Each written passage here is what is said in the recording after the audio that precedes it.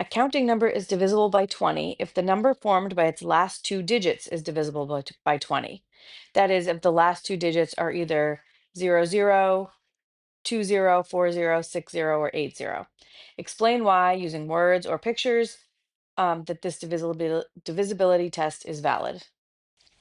Okay, the divisibility test says you only have to test the last two digits.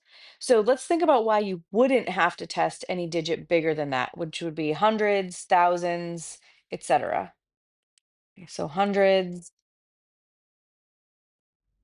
thousands, 10,000s, etc. Okay. So 100 is divisible by 20.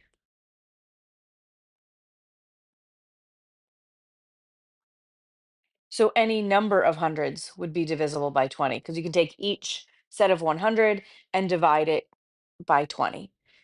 So 100 is divisible by 20. Thousands is also divisible by 20 because 1,000 is divisible by 20, right? 1,000 divided by 20 would be 50.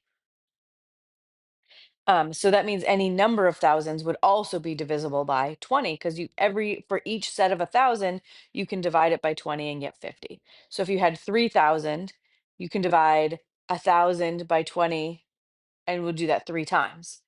Um, Same thing for tens of thousands, right? 10,000 is divisible by 20,